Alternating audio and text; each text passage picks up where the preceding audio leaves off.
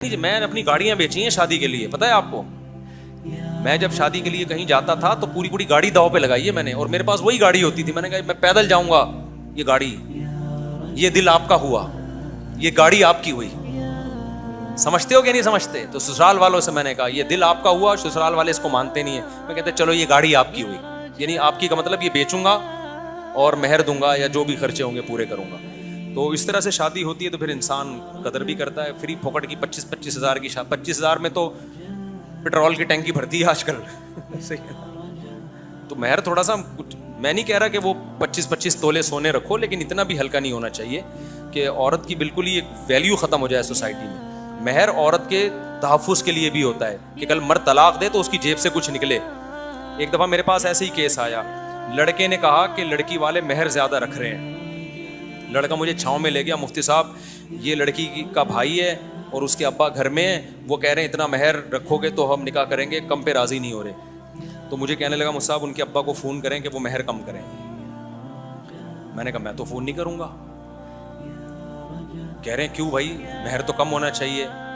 मैंने कहा भाई वो लड़की के बाप को तहफ़्फ़ुज़ चाहिए ना, आप शादी करो कल तलाक दे दो, 25-30 हज़ार मेहर होगा, पकड़ा दोगे आप। बाज़ दफ़ा लड़की के बाप को ये खतरा होता है कि यार पता नहीं शादी में सीरियस संजीदा है भी कि नहीं है। तो कह रहे मेरे पास जब है ही नहीं। मैंने कहा नहीं है ना, इसका हल ये है कि आप लिखवा दो। क्या कर दो आप? बोलो नहीं है लेकिन जब होंगे तो दे दूंगा। क्योंकि बाज़ दफ़ा लड़की के बाप को भी तहफ़्फ़ुज़ चाहिए होता है, और ये इस्लाम ने मेहर रखा ही तहफ़्फ़ुज़ के लिए, वरना औरत कोई खरीदी थोड़ी जाती है पैसों में। तभी ये कोई औरत की कीमत नहीं है। आज़ाद औरत है वो, कि बिकेगी थोड़ी कि 50 हज़ार और 1 करोड़ या 10 लाख में, बिकती थोड़ी है वो। ये अल्लाह ने मेहर रखा है औरत के तहफ़्फ़ुज़ के लिए, क्योंकि तलाक का इख्तियार अल्लाह ने किसको दिया है? औरत को नहीं दिया, मर्द को दिया है। तो इस इख्तियार का नाजायज़ फ़ायदा उठा सकता था ये। तो जब मेहर तगड़ा होगा तो कम से कम नाजायज़ फ़ायदा नहीं उठा। उसको पता है भाई मैंने तलाक की सूरत में तो बाहर सूरत मेहर देना पड़ता है। तो इसलिए मैंने कहा नहीं है तो बोलो लिख दो। तो कह रहे हैं ये आपके पास तो मैं आया था इसलिए। मैंने कहा हम ऐसी बात क्यों करते हैं जो उल्टी बातें हों। तो वो अगर अपनी मर्जी से, बाज़ दफ़ा मर्द इतना अच्छा होता है कि लड़की का बाप कहता है भाई मेहर वेहर में मुझे दिलचस्पी नहीं है, मुझे बंदा चाहिए, क्योंकि उनको पहले ही पता होता है कि ये बंदा रिलायबल है। तो बाज़ दफ़ा मेहर से पता चल रहा होता है ये कितना सीरियस है। तो देखो आप कोई भी चीज़ खरीदने के लिए जाते हो तो आप उसकी मुनासिब कीमत लगाते हो, तो दुकानदार को पता चलता है कि ये चीज़ खरीदने में क्या है, सीरियस है।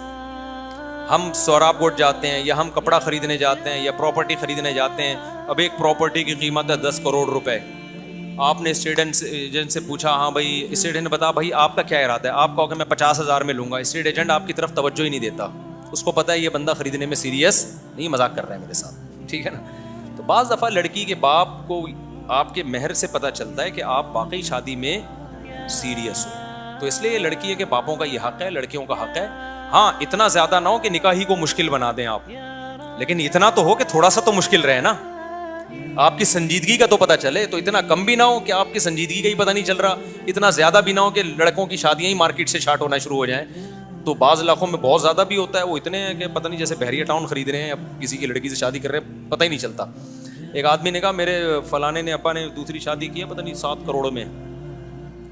मैंने कहा यार अल्लाह खैर करे, 7 करोड़ में तो चांद पे पहुंच जाता है इंसान, आपके अब्बा कहाँ पहुंचना चाहते हैं, ठीक है। तो इतने इतने मेहर भी होते हैं। अच्छा खैर मेरे भाई, तो थोड़ा सा मेहर बढ़ाना चाहिए। ये 25-30 वाला मुझे समझ में नहीं आता, इसको बढ़ाना चाहिए। औरत की जो इस्लाम ने मेहर की जो एक हिकमत रखी है ना, उसकी थोड़ी वैल्यू हो, तो वैल्यू। और जहेज़ को बिल्कुल ख़त्म कर देना चाहिए। और अगर जहेज़ ले रहे हो तो जहेज़ से दुगना मेहर होना चाहिए। मेहर कितना होना चाहिए? 5 लाख का जहेज़ है तो मेहर कितना होना चाहिए?